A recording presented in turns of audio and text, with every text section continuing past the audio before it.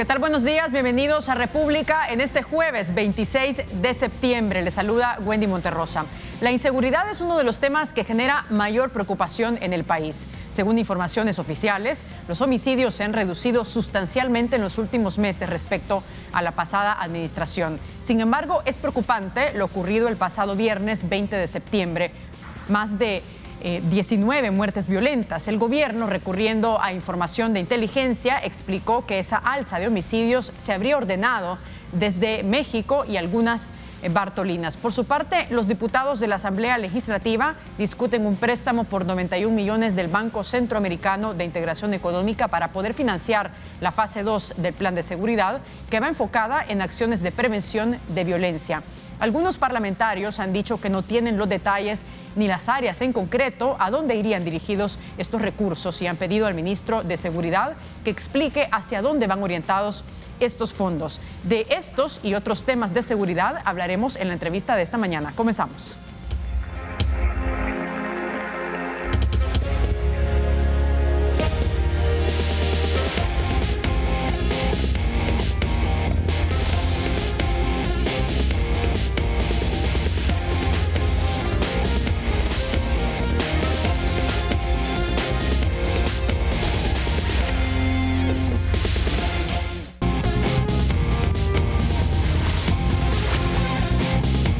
De la mañana con 47 minutos. Iniciamos esta entrevista abordando uno de los temas más complejos que tiene nuestro país y tiene que ver con la inseguridad.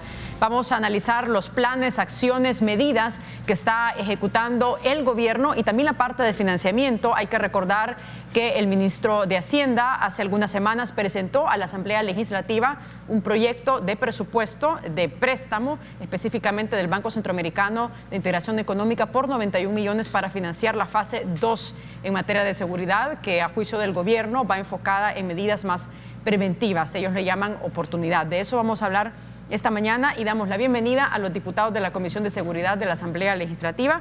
Nos acompaña el diputado Carlos Ruiz por el FMLN, el diputado Antonio Almendaris por el PCN y el diputado Jorge Mazariego por el PDC. ¿Qué tal? ¿Cómo están? Bienvenidos. Gracias, Wendy.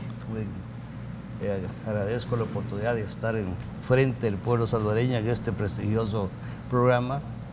Como le decía, le desea éxito, pero no lo necesita. Muchas gracias. Así que, compañero, buenos días. ¿Qué tal? ¿Cómo está, diputado? Bienvenido. Quiero saludarle a usted y a todo el personal que nos permite, a través de su trabajo, acercarnos a la intimidad del quehacer cotidiano del pueblo salvadoreño. Gracias. Diputado, ¿cómo está? Bienvenido. Wendy, buenos días. La verdad que primeramente agradecerles, pero también saludar a los colegas diputados que me acompañan este día acá, el diputado Ruiz y el diputado Almendaris, y también saludarle a la población salvadoreña que está bien pendiente de República, ¿verdad? Y aquí para brindarles información que no viene transversada, sino que al contrario, es la información directamente de lo que se está ventilando tanto en la Comisión de Seguridad como en la Asamblea Legislativa. Ok, me gustaría que entráramos de lleno con este tema y viéramos unas declaraciones que dio el presidente Nayib Bukele el día de ayer a la prensa en el marco de la Asamblea General de la ONU sobre el tema de seguridad. Adelante. Ahora eso se va a fortalecer más. Incluso me dijo, el mismo presidente Trump me dijo, bueno, ¿qué necesitan ustedes para terminar de una vez con esto, terminar de una vez con este problema que además tiene franquicias en todo el mundo? Bueno, en Estados Unidos en varias ciudades, en Milán, en Honduras, en El Salvador definitivamente. Y entonces yo le decía, bueno, necesitamos esto, algunos recursos de los que hablamos. Inmediatamente dijo, por favor, quiero que trabajen con eso. Bien, en la reunión el día de ayer el presidente Donald Trump dijo que el presidente de este país, Nayib Bukele, había hecho hasta el momento un trabajo increíble en materia de seguridad, sobre todo en acciones para combatir a la pandilla MS-13. Agregado con las declaraciones que da el presidente Nayib Bukele, diputado Ruiz, ¿cuál es su valoración sobre estas declaraciones que ha dado en Nueva York el presidente junto a Donald Trump en materia de seguridad? Bueno, como usted lo ha dicho, tenemos que decir que hacer un planteamiento de seguridad en este país, y independientemente quién lo haga, y lo haga el señor Trump o lo haga el señor Bukele, no responde a la realidad. Veamos qué es lo que por qué le dicen que ha hecho lo bueno. Mire, porque les acaba de entregar la soberanía y la independencia de este país. Se las acaba de firmar. Él no la firmó su canciller. Y por supuesto que eso ningún canciller lo hace sin el consentimiento del presidente de la República. ¿Qué es lo que firmaron? Han firmado que El Salvador debe ser algo así como, aunque no lo dicen, pero es el mismo planteamiento, el tercer país seguro. Es decir, seguro es México, porque hasta construyó la Guardia Nacional para tirarla en la frontera guatemalteco-mexicana. Después lo llevaron a la fuerza a el señor presidente Jimmy Morales, a que también se declarara país seguro, era el segundo. Y por último han venido a trabajar con El Salvador a llevarlo al terreno de que firme eso. ¿Y qué significa para la gente ser un país seguro? Para el señor Trump significa que tiene lacayos que le hacen el trabajo sucio. Es decir, ya la frontera de Estados Unidos no pasa entre México y Estados Unidos. La frontera de Estados Unidos pasa entre El Salvador, Honduras y Nicaragua. ¿Por qué? Porque eso es lo que han determinado. Nadie que entre a El Salvador, que vaya en dirección a Estados Unidos, se le va a permitir el paso si no demuestra que dispone de las altas condiciones. Y entonces, por tanto, está la teoría de que se debe declarar este país de asilo, un país para el asilo en El Salvador. Y nos preguntémonos, ¿y tenemos capacidad de estar recibiendo nosotros un torrente humano que por las condiciones de atraso en que vive América Latina y en general el tercer mundo, que se llama así, está pasando por nuestro país? Ustedes se recuerdan lo que pasó de Honduras por acá. Y de aquí se anexaron los nuestros y fueron a Guatemala. Y ahí se anexaron los guatemaltecos y fueron a México. Y se le crió a México una situación altamente delicada, que obligó al presidente López Obrador a que aceptaran los términos, que no es que ellos negociaron, sino se los impusieron. Porque si no le dijeron, si no hace eso, le subimos los aranceles, y como México, el mayor socio comercial que tiene es Estados Unidos, tuvo que ceder ante eso y crear lo que ya dijimos y convertirse en el famoso primer país seguro. Diputado Almendari, usted, aparte de lo que dice el diputado Ruiz, que vincula el tema de la seguridad con la migración porque van estrechamente relacionados, de lo que estamos viendo ahora, de esas declaraciones que se han dado en la ONU, de esta reunión que ha sostenido el presidente Nayib Bukele con Donald Trump, ¿qué puede destacar en materia de seguridad? Bueno, primero, estar complacido que recobramos, digo recobramos porque se había perdido esa buena relación con Estados Unidos. Recuérdese que la inmigración en El Salvador no comenzó con este problema de las maras o a consecuencia de los terremotos de 2001, que es donde nace el TPS.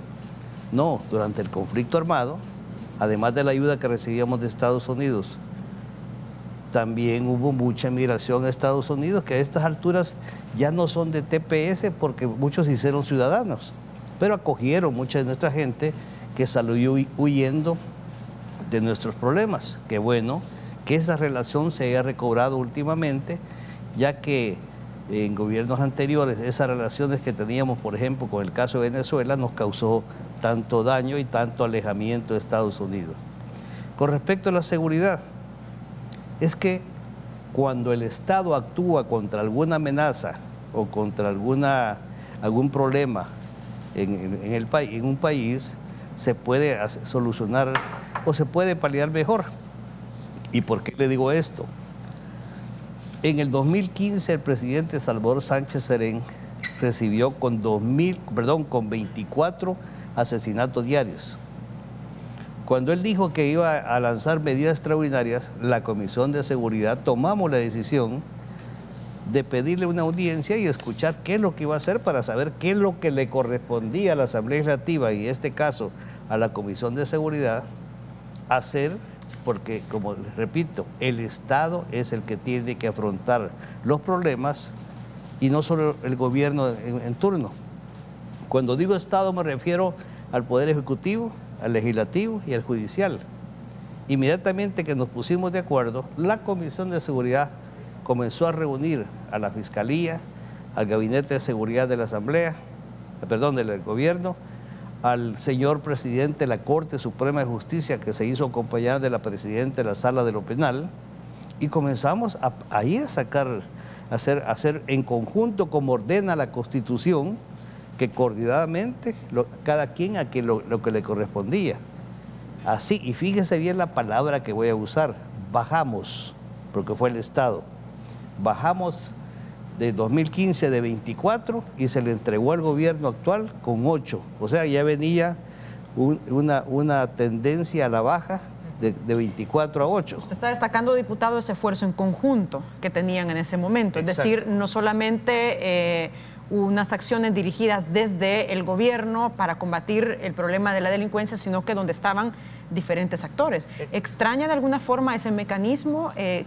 Las expectativas que tienen ustedes es que tanto al sector político como a la academia, que también estuvo ahí en el Consejo de Seguridad, y a otros sectores que son claves en el país, también integren este, digamos, gabinete de seguridad para poder combatir la delincuencia? A eso me quería referir, y no era el Consejo de Seguridad el que conformamos en la Asamblea, sino que fue ese mecanismo en la que deliberábamos, porque si bien es cierto había experiencia en combate a la delincuencia en muchos de los miembros de la institución del Ejecutivo, pero también en la Asamblea existen personas, habemos personas que tenemos experiencia, tanto así que muchas de las medidas extraordinarias, muchas de las cosas que se le dieron al gobierno anterior, que cuando justificó el porqué y con un plan serio, con un plan claro, se le dieron de inicio 150 millones de dólares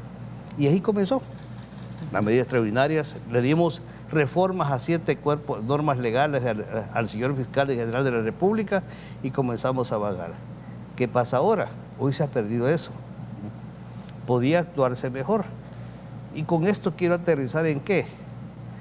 No existe mucha experiencia en el Ejecutivo en lo que es el combate a la delincuencia. Y si nos uniéramos fuera mejor.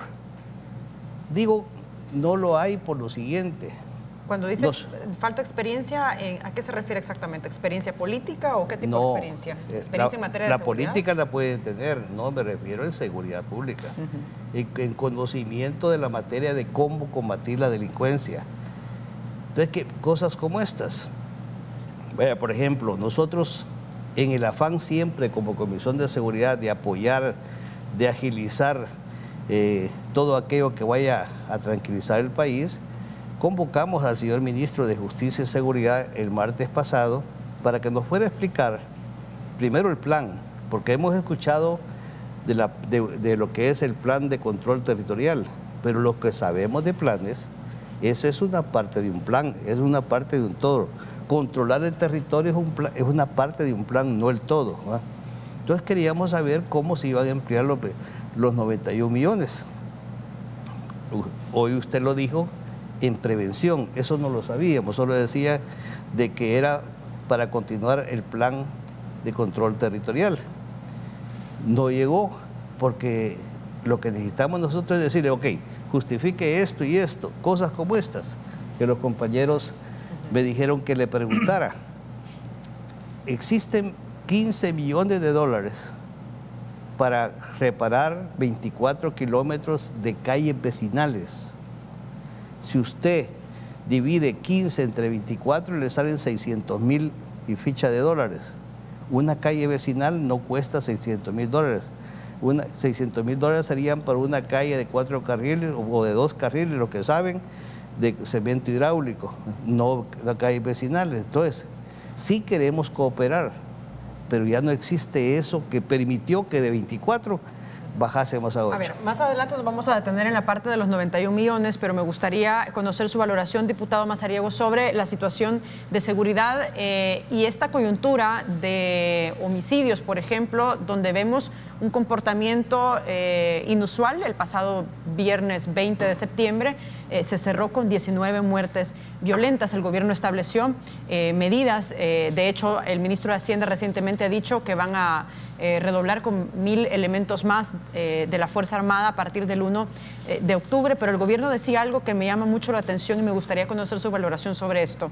El alza de homicidios, decía, responde a motivaciones políticas. Daba a entender como que si sectores políticos estaban detrás de este incremento de homicidios. ¿Cuál es su análisis sobre esto? Mire, la verdad que de antemano, a título personal, como Jorge Mazariego, esa es una irresponsabilidad, ya que si no hay fundamentación, ¿por qué hacerlo mediático? Pero regresemos conforme al plan para llegar a esa irresponsabilidad. El 10 de julio se hace la primera cadena nacional de televisión y dice el presidente: hagan su trabajo y aprieten el botón sobre el préstamo de los 91 millones de dólares. El 10 de julio. Posteriormente, el 5 de septiembre, llega el viceministro de Seguridad, el señor Oscar Orellana, a la Comisión de Hacienda a presentar. Estamos hablando de 58 días después, quiénes están haciendo el trabajo y quiénes no. Pero es que eso es lo mediático. Esa es la poca responsabilidad que hay. 58 días después presentan la solicitud, el plan para el financiamiento de los 91 millones de dólares. El 9 de septiembre se hace la segunda cadena nacional de televisión solicitando que se apruebe el préstamo, 4 días después de haber presentado el préstamo. ¿Dónde queda la responsabilidad entonces? ¿Cómo nosotros en 4 días, y cuando comenzamos a examinar lo que es, no somos nosotros en seguridad, pero sí estamos íntimamente relacionados con Hacienda y con el plan de seguridad? Se cita al señor ministro de Seguridad para que explique el plan, que nos desglose, pero no llega, justificando compromisos previos adquiridos. Quiere decir entonces, así como dice el presidente de la República, quienes no lo aprueben el préstamo están con los pandilleros. Entonces quiere decir que su ministro, ¿con quién está? Si no llega a dar una explicación. Cuando hablamos de responsabilidad... solicitado al ministro que llegue en 2 ocasiones, entiendo. ¿O cuántas veces han solicitado que llegue el ministro no, solo una, de Seguridad? Sí, ¿Una? Solo una vez. Entonces, Wendy, cuando vemos esta irresponsabilidad, podemos decir nosotros, ¿por qué no, si hay indicios y conocen quiénes son los políticos o las personas que están financiando esto, que hayan las denuncias robustecidas y que así se trabaja mejor, no simple y sencillamente con medios? Me voy a quedar hasta acá con esa apreciación porque me gustaría conocer también su valoración sobre esto. Hacemos una pausa, pero regresamos enseguida. Les recuerdo que estamos en las redes sociales para que participe, haga sus preguntas y comentarios a nuestros invitados esta mañana, los diputados de la Comisión de Seguridad de la Asamblea Legislativa. Estamos en Twitter, como puede ver, como República 33 TV, en WhatsApp en el 7318-7627 y también en la cuenta de Facebook como República TV 33. Regresamos.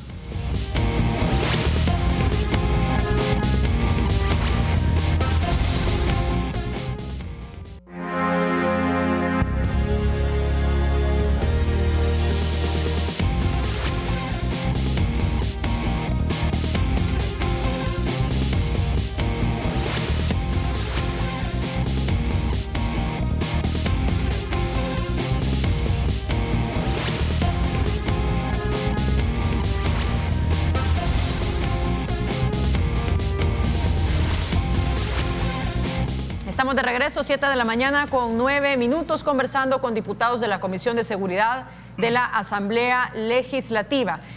Hablábamos en la primera parte de este programa acerca de la situación de seguridad, la lectura que hacen ellos sobre la reunión que sostuvo el presidente Nayib Bukele con el presidente de Estados Unidos, Donald Trump, el día de ayer.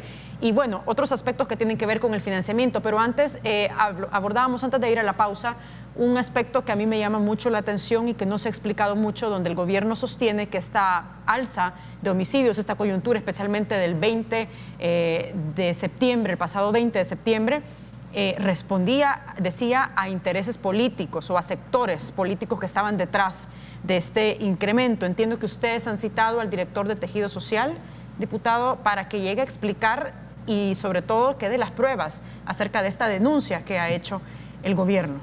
Sí, algunos compañeros en la comisión me solicitaron que llamemos a esta persona. ¿Para cuándo se ha citado para el próximo martes, a fin de que lo que sostuvo, que si usted lo mira desde el Código Penal, es una calumnia agravada, porque es ante los medios.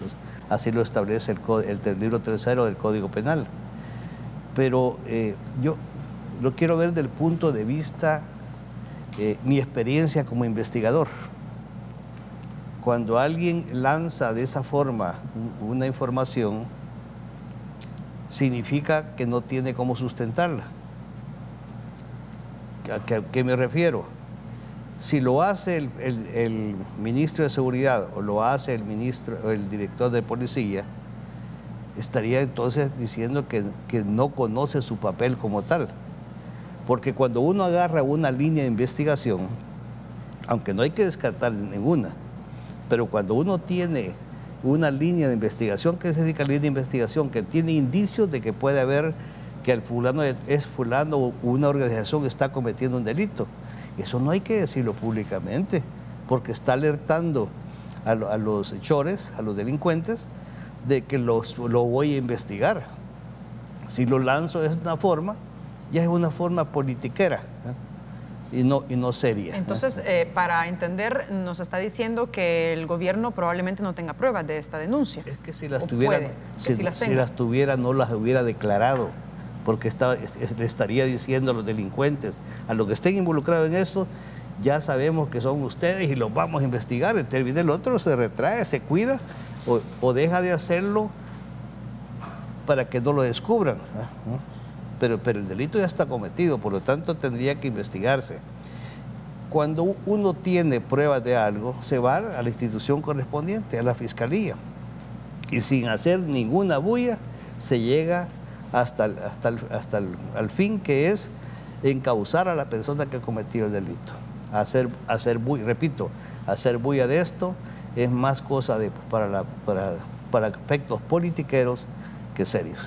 Diputado Ruiz, ¿a qué responde, de acuerdo con su análisis y del FMLN, también esta denuncia que hizo el presidente Nayib Bukele sobre que el sector, digamos, político podría estar detrás de esta alza de homicidios?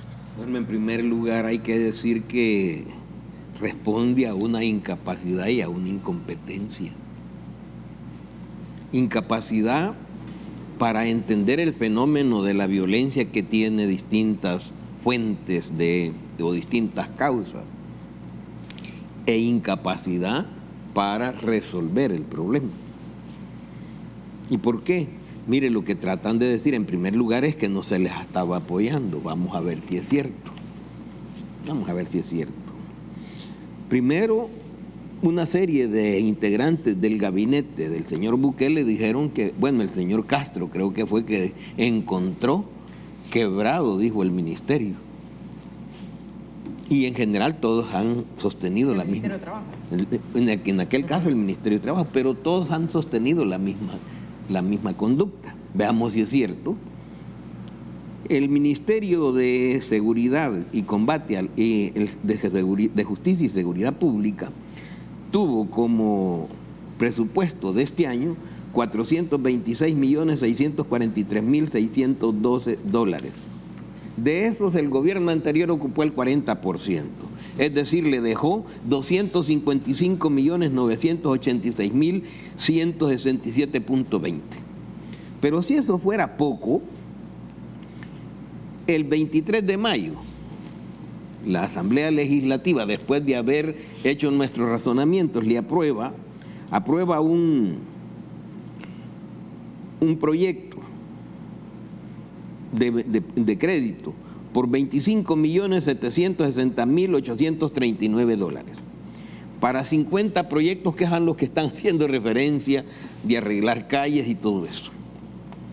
Pero el 13 de junio se le aprueban 2.800.000 para equipamiento, para el personal de la FAES 435.000 y para equipar a la Policía Nacional 2.365.000.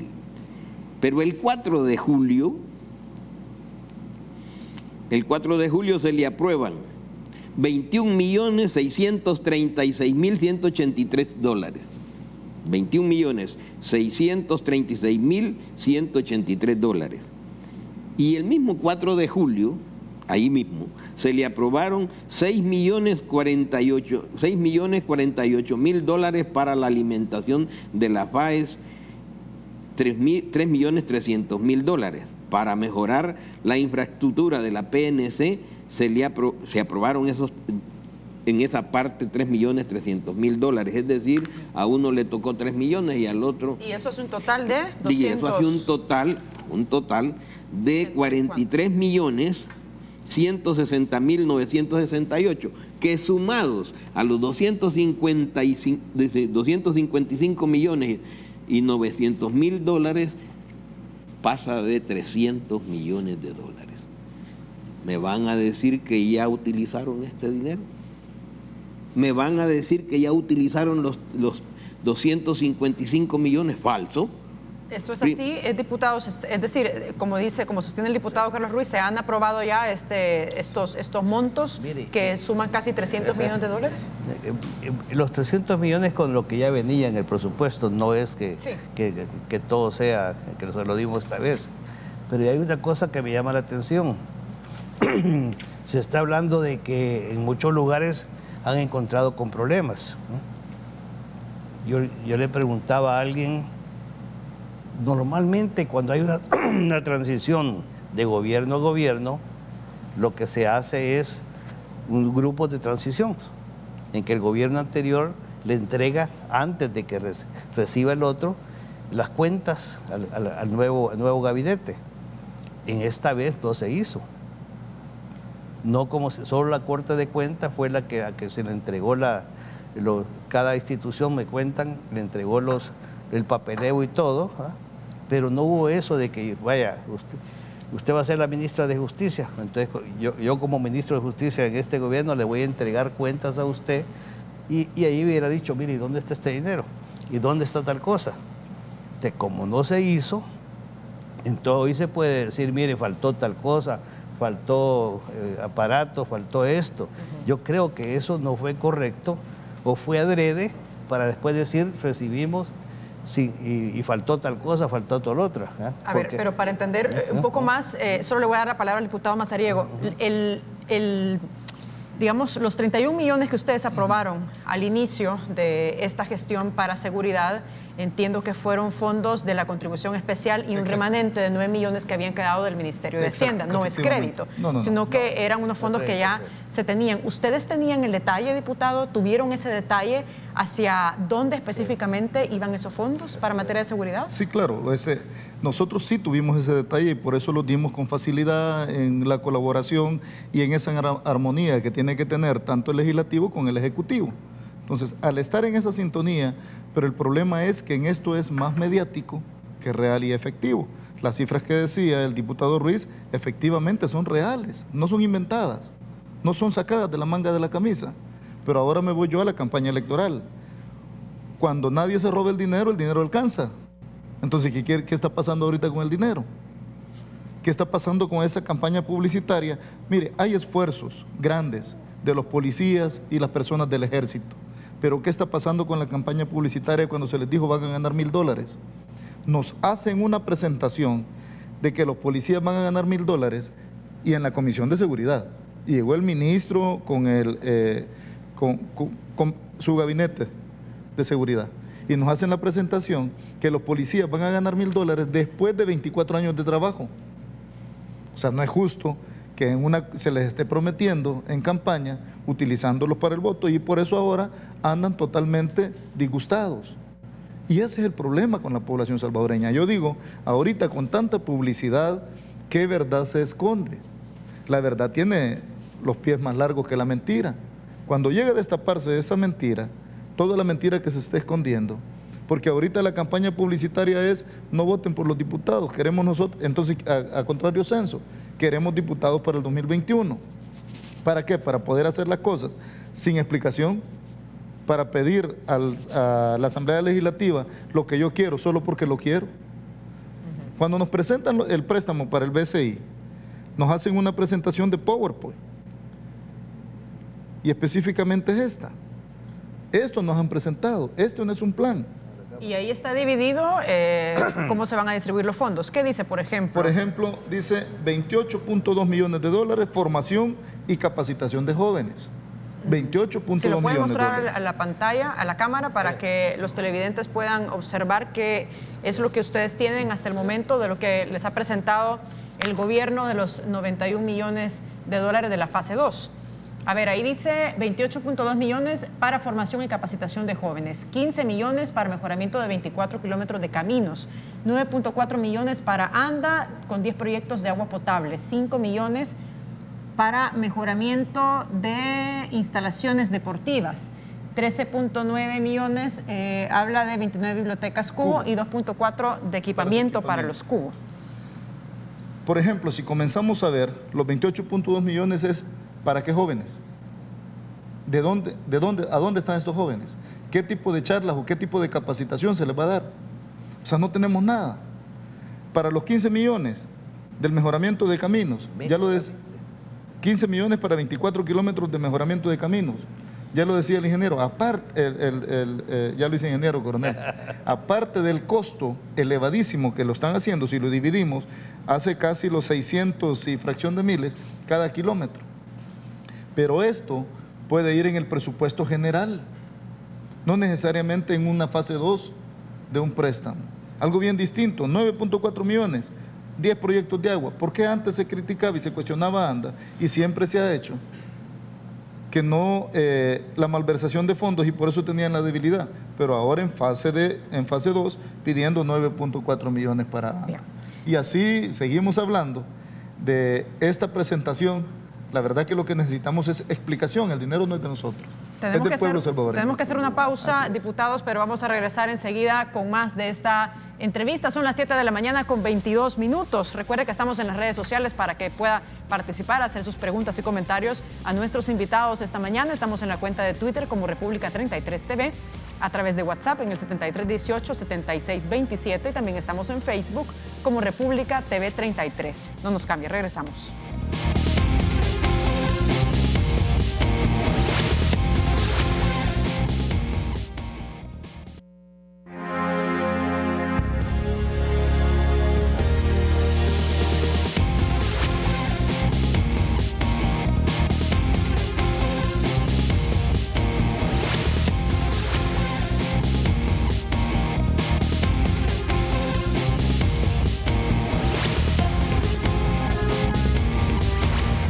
Estamos de regreso esta mañana con 3 diputados de la Comisión de Seguridad de la Asamblea Legislativa analizando la situación delincuencial del país, las acciones que está ejecutando el gobierno y el financiamiento que ha solicitado de los 91 millones para la fase 2. Vamos a ver en ese sentido declaraciones que dio el presidente de la Asamblea Legislativa, Norman Quijano, sobre el tema.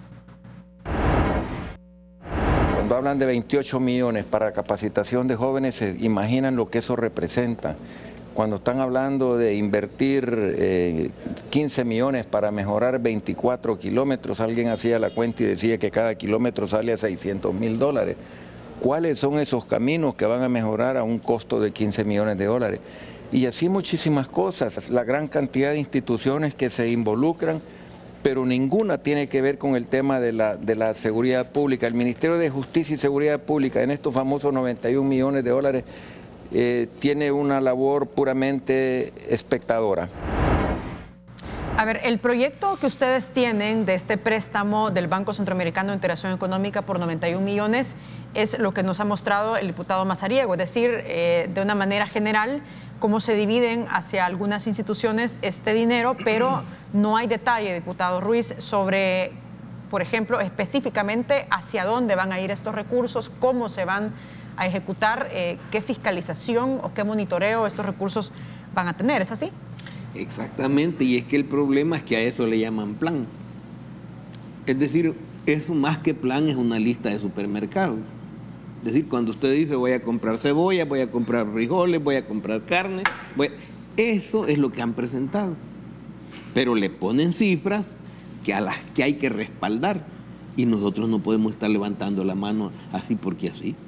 Es decir, los diputados tenemos obligación frente al país de poder precisar en qué se va a gastar el recurso público. A ver, también se señala, diputado, que este dinero o parte de estos recursos van hacia otras instituciones que no son seguridad. Pero yo me recuerdo que en la gestión del FMLN también habían señalamientos en ese sentido de los fondos de contribución especial que iban a otras carteras. Es que hay que entender que una política pública no quiere decir un solo rubro.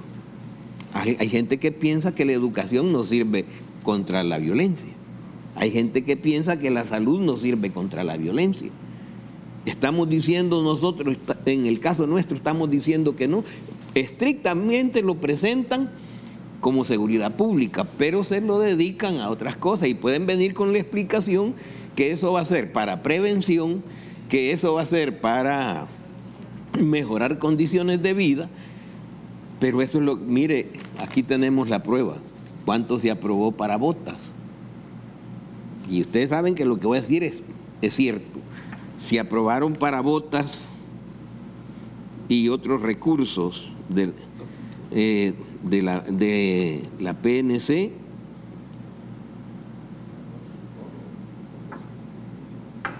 y un monto de $3.300.000 para botas y equipamiento. ¿Qué pasó? Presentaron aquí en los medios que les estaban entregando ya las botas. ¿Cuál es la protesta que presentaron los policías? Que a un policía le dan el par de botas aquí, pero cuando se quitan las cámaras de enfrente, le dicen devolverlas. Es que era para el acto. Y eso no lo estoy diciendo yo, lo dijo el agente al que se lo hicieron. Pero no es suficiente eso. Yo escuché al señor director de la PNC decir que lo que pasa es que últimamente no se le han entregado a todos porque las botas que recibieron, las medidas, no le corresponden a los pies de los salvadoreños. Y uno se pregunta, ¿y para qué lo compraron? Pues, que no saben cómo somos, que somos pequeños normalmente, que nuestras medidas, por tanto, no son de la gente que mide 1,80, 1,90. Y es que lo ignoran, o es que eso es deliberado y que por eso hoy no se lo entregan, y así sucesivamente van a tener un montón de explicaciones. Y entonces ocurre que nosotros tenemos que decir con claridad, mire, desde el principio, como se dijo aquí, ni siquiera quisieron ir a recibir, ni siquiera quisieron ir a recibir para tener explicaciones después. A ver, para entender un poco más y aparte del análisis que va a hacer, diputado, le agrego algo más. En síntesis, si ustedes no tienen el detalle de estos 91 millones como lo han expuesto, no van a dar los votos para este crédito de seguridad. Es que tenemos varias cosas. Una está la ley de responsabilidad fiscal, porque estos 90, con lo anterior que era dinero que ya existía, porque también a estas cosas vienen también más adelante los recursos de la contribución especial de los grandes contribuyentes y la telefonía. ¿Qué quiere decir? Que ese dinero también se va a emplear en esto. Pero hasta este momento, de los dineros que ya habían, sí, y también gracias al detalle que nos dieron, botas, alimentos, uniformes, etcétera, iba bien detallado. Inmediatamente dijimos, la seguridad es importante y dimos los votos. Aplaudimos que en la medida que mantuvieron ese descenso que el gobierno anterior les entregó y que de 8 hayan bajado a 4 y que días también que han habido 0 homicidios. También quiero decirle al señor ministro, no se preocupe cuando hay repuntes, porque son cuando estos individuos quieren hacer una demostración de fuerza, ¿eh?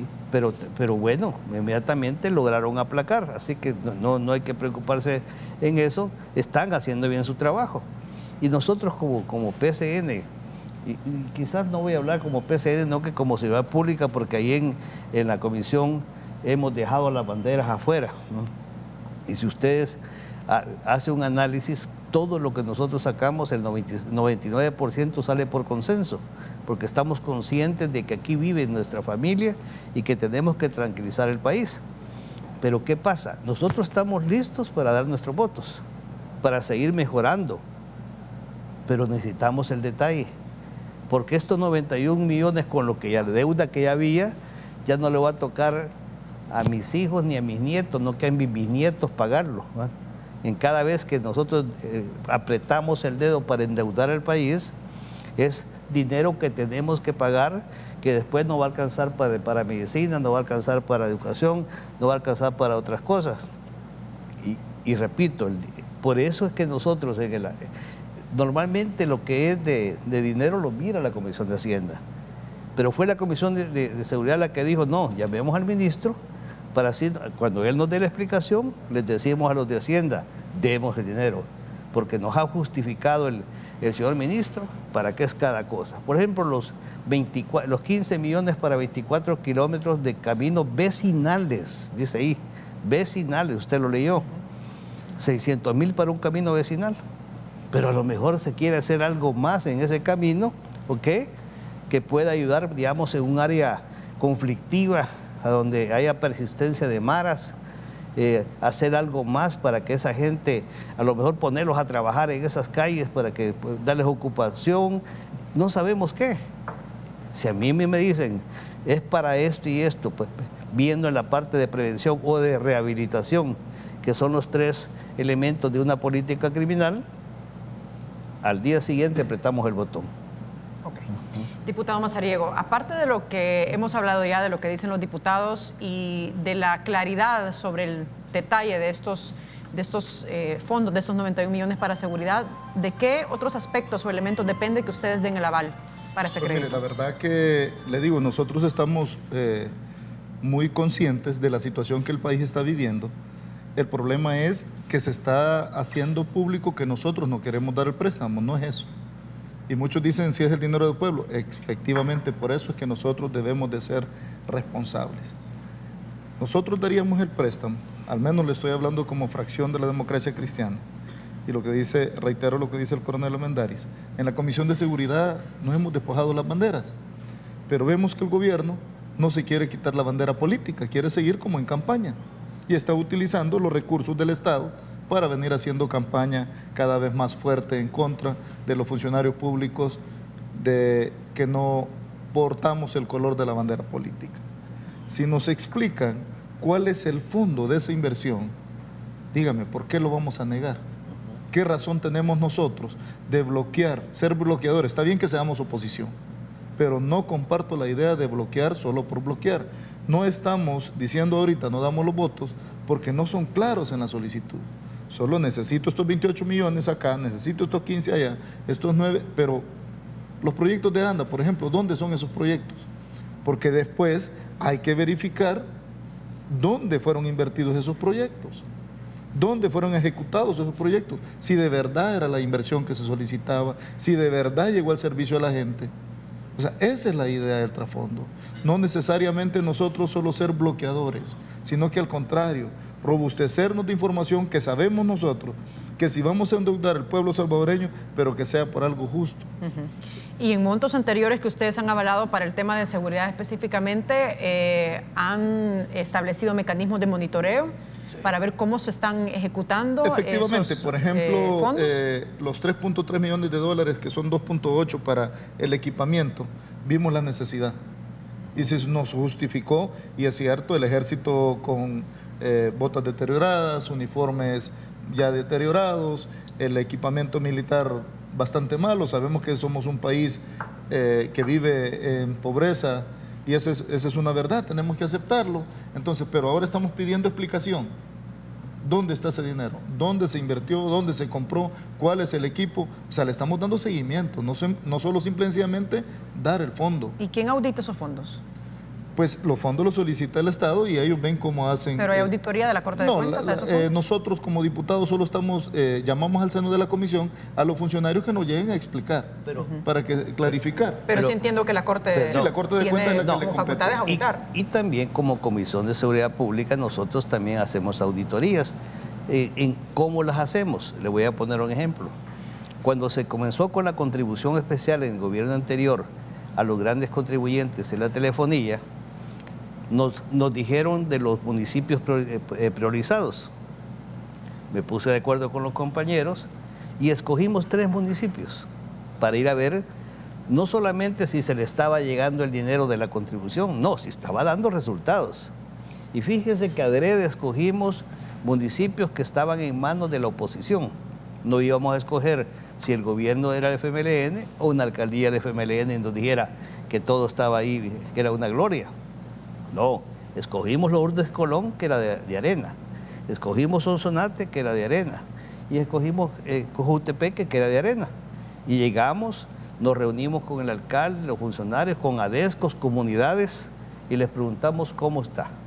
Nos dijeron que está disminuyendo, se está invirtiendo así, y nos dieron cuentas con resultados, porque nosotros no vamos a auditar dineros, con resultados. Lo mismo vamos a hacer ahora. Esa es la forma que tenemos nosotros de auditar los recursos que autorizamos en la Asamblea. Lo mismo vamos a hacer ahora. Una de las cosas que queríamos preguntarle al señor ministro cuando llegara, cuáles eran los municipios que se han priorizado para control territorial, para escoger varios de esos e ir a preguntarle a la población cómo sienten ustedes, dado que la preocupación ha sido, los felicitamos por la reducción de homicidios, qué bien, ¿verdad? Y eso, ¿cómo no lo vamos a felicitar si es tranquilidad para nuestra familia y la gente que nos confía en nosotros? Pero nos ha preocupado las desapariciones forzosas. ¿Qué pasó? Fíjense que de los que se han encontrado, decía el fiscal, aquí en Lourdes Colón, algunos de ellos de la cantidad no se ha denunciado. ¿Qué quiere decir? Que han bajado las desapariciones o la gente ha dejado de denunciar.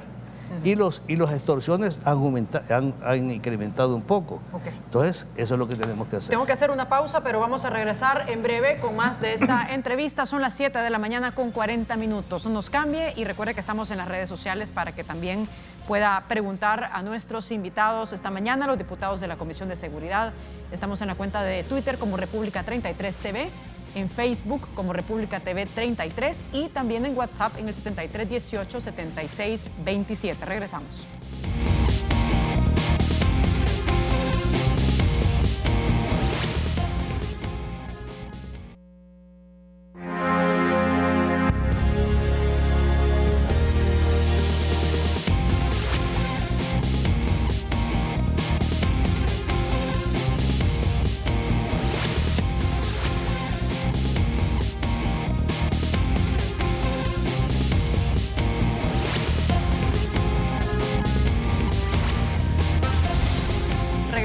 En la parte final de esta entrevista, conversando con los diputados de la Comisión de Seguridad de la Asamblea Legislativa. Son las 7 de la mañana con 44 minutos y me gustaría que viéramos algunos comentarios que nos han llegado a nuestra cuenta de Twitter y también vía WhatsApp, donde han querido participar y enviar sus preguntas o comentarios a los invitados. Espartaco dice, hay también un problema en el plan control territorial, que hay que decirlo, y es que los policías ahora sobrepasan el trato al ciudadano y sobre todo a los jóvenes. Ahora todos son considerados peligrosos.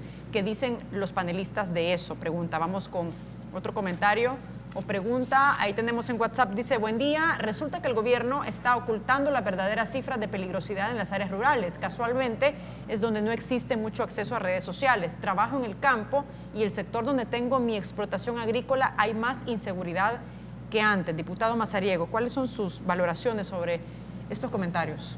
Mire, la verdad que yo ya lo había expresado públicamente sobre el maltrato a los jóvenes y es bien decepcionante ver que se le está vulnerando los derechos humanos a las personas. Por ejemplo, ahora no solo es pero pertenecer... casos de ejecuciones extrajudiciales y abuso de poder no es nuevo. No, claro, no es nuevo, sí. Efectivamente. Y hay investigaciones sobre eso. Sí, efectivamente, no es nuevo, pero tampoco no nos podemos ocultar en el pasado para tratar de resolver problemas latentes. Así como los jóvenes, lo que está estableciendo quien escribió el Twitter, establece es que un joven ahora no puede salir a la calle por dos cosas, ni por la autoridad, ni por los grupos pandilleriles. Porque si anda en otra colonia con las pandillas ya sabemos el problema que tiene. Pero si anda en la calle ahora, para la autoridad cualquier joven no le respeta la presunción de inocencia.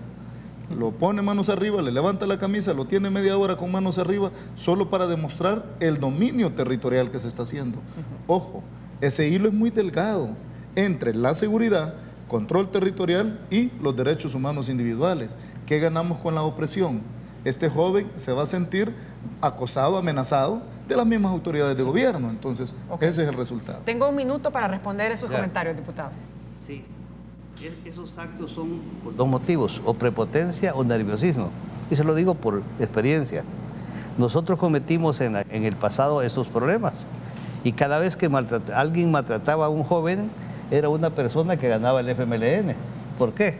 Porque molesto, dañado en su dignidad por el maltrato, era una persona que se volvía contra el gobierno, llamémoslo así, y ellos lo aprovechaban. Diputado.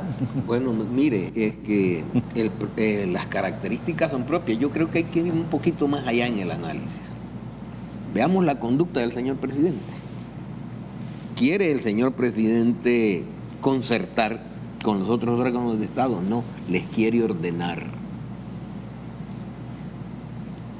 ¿Cuál es la conducta que tienen ahora? Entonces resulta que el policía, hoy, ¿qué debería haber? Investigación para tener una conducta frente a la ciudadanía. Pero eso no hay. Lo que hay ahorita es ponete mano, y ya uno sabe. Mire, si a mí en los periodos anteriores me han golpeado a mis hijos, me los han golpeado. Y uno, porque tiene que decir algunas veces, estando en la función pública, debe cuidar su boca. Pero, ¿cómo cree que se siente uno? Yo soy de los que ha sido pisoteado. Y cuando ingresé al movimiento revolucionario, fue después de que me pusieron la cara en el lodo, me pusieron una bota encima. Yo tenía 13 años. Y entonces juré que eso debía de combatirse. Y se hizo. Así es que ahí tienen la reflexión. Ya que habla, diputado, de la investigación, me gustaría que viéramos unas declaraciones del fiscal general de la República sobre el tema del presupuesto, ahora que se está analizando, bueno, se está diseñando realmente que el presupuesto general de la Nación, donde se tiene que presentar a finales de este mes a la Asamblea Legislativa. Adelante. No solo para fortalecer la UIF, sino para cumplir la misión que constitucionalmente le es asignada a la Fiscalía. Tradicionalmente, y debo de decirlo, a la Fiscalía se le exige mucho, pero se le asignan recursos escasos para poder cumplir con su función. Yo quiero reiterarles esta petición, y es que apoyen a la institución, independientemente quién sea el fiscal general de turno. El país debe de contar con una Fiscalía General lo suficientemente fortalecida para poder cumplir con su misión constitucional. Y es por eso que cuando sea presentado el presupuesto general de la Nación, va a ser importante la visión que ustedes como diputados tengan para poder asignarle los recursos. Bien, tengo un minuto para sus respuestas. Decía el fiscal, a la Fiscalía se le exige mucho, pero tiene pocos recursos. ¿Van a apoyar ustedes un incremento a la Fiscalía para 2020? Definitivamente. No estamos pensando, se prevé que se va a pedir 18 millones menos para la Fiscalía. ¿Cómo va a funcionar esta entidad gubernamental? Mire, el licenciado Melara ha sido muy responsable en su cargo y se ha despojado de banderas políticas a pesar que fue señalado. Pero sí vamos a apoyar que la Fiscalía General de la República tenga un mejor presupuesto para combatir de verdad, la corrupción, el narcotráfico, la inseguridad de nuestro país. Esta institución, entre menos recursos tenga, la hace más débil. Y los resultados van a ser mucho más pobres que los que estamos teniendo ahorita. Ok, diputado Armendáriz.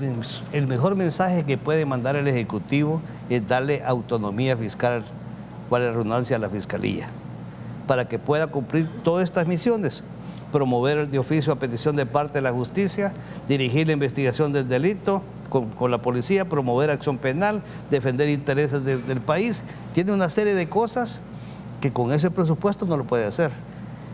Me ha alegrado que CICIES haya llegado a hablar con el señor fiscal. Me ha alegrado porque yo siento más confianza en las CICIES.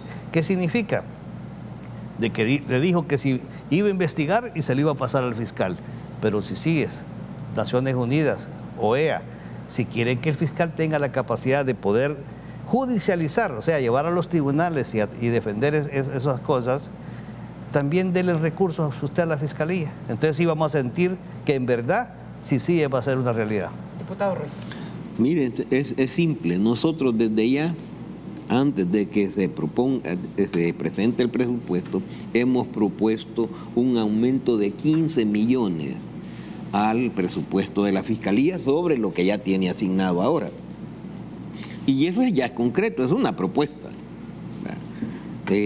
Dicho sea de paso, fue acompañada por las distintas fracciones legislativas el que se hiciera esa propuesta tanto al Ejecutivo como en este caso al señor fiscal, entendiendo para nosotros que el órgano que tenemos que fortalecer es la Fiscalía porque ya dio resultados.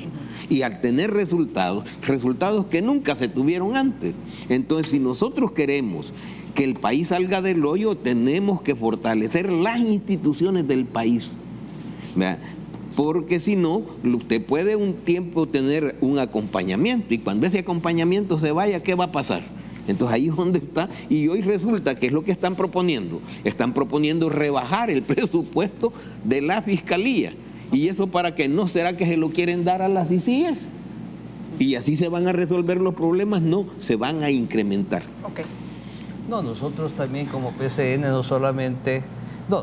No PCN porque sacamos la firma de la Comisión de Seguridad también, perdón, no es la bandera, es la comisión. Estamos pidiendo que se reforme la Constitución para darle 3% del presupuesto de la Nación a la Fiscalía. Reducir o no dar los recursos a la Fiscalía es promover la impunidad. Porque entonces, como dije, la policía, la Fiscalía no solo investiga, no que tiene que ir a defender los casos a los tribunales. Y si no hay suficientes fiscales, si no tiene los medios suficientes, todos esos casos se caen. Entonces, no darle recursos quiere que los casos se caigan en la Fiscalía. Entonces, por lo tanto, nosotros vamos a apretar el botón para darle recursos a la Fiscalía. Ojalá que no fuera de nosotros, ¿no? Que viniera del Ejecutivo, darle más recursos, porque ahí estaría diciendo, voy a fortalecer a quien va a investigar, no solamente a todos, no que hasta a mí mismo. Ok, perfecto. Con esto finalizamos. Muchas gracias, diputados, por habernos acompañado. Diputado Ruiz, diputado Almendaris y diputado Mazariego. Wendy, muchas gracias. Muchas gracias al pueblo salvadoreño. Con esto cerramos. Será hasta el día de mañana. Les espero. Se quedan con el programa de Mujer a Mujer. Fuerte abrazo. Buen día.